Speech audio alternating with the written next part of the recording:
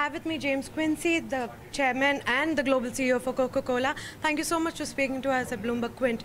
Just to understand, you know, we're in 2020, you made a $5 billion commitment earlier. Have you exhausted that limit? Also, 1.7 billion commitment was made towards the fruit circular economy.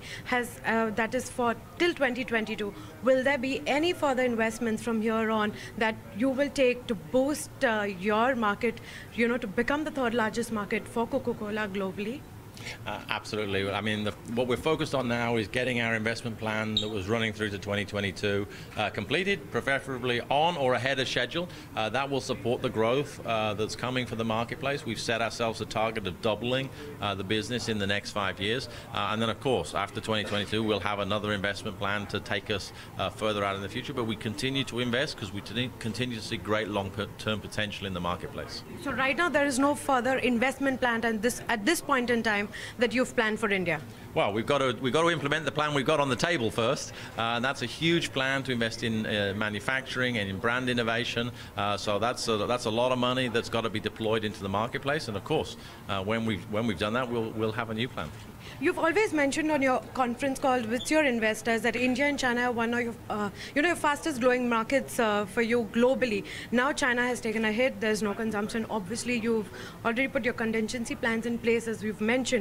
But will that push now be on India to deliver, higher growth rates? And what are the kind of plans that you have right now in terms of pushing your distribution also in the Indian market to make up for the loss that you'll face in China?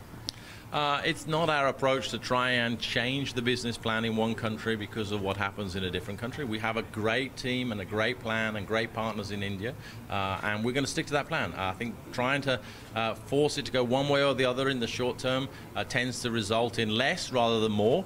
So we've got a good plan in India. We're going to stick to it. We expect the situation in China to be temporary and the market to come back. So we're not going to go around the world and disrupt our other markets on the basis of trying to make up for China.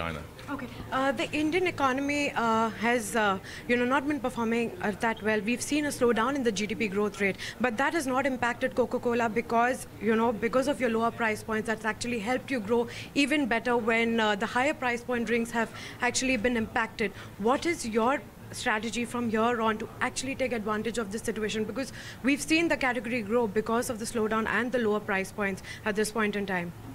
I think the growth in a marketplace, of course, depends on the GDP and the money available, and of course there is still growth in the Indian marketplace, but it also depends on what you do and the strategies you follow and the degree to which you execute them with excellence. And so what we focus on is the long-term potential of the Indian economy, and we focus on executing our game plan, which allows us to win market share and to offer products, whether they're more premium or more affordable, and that helps us grow the beverage industry and gain share within it, and certainly it's been working for us so far. Okay. Would we see more lower price products come from your end? And also, will all of these products actually have lower sugar content? Because that's what you said, that eventually you're working on bringing products with lower sugar content into the market. I think it's to be expected that we will continue to innovate in lower price points for our products, whether they're the brands you know today or whether they be new products. We'll certainly be looking at how we get the entry price points, and absolutely we'll be doing that within the context of our overall sugar reduction strategy. Okay, would we see another acquisition coming from your end in the Indian market? You know I never comment on M&A.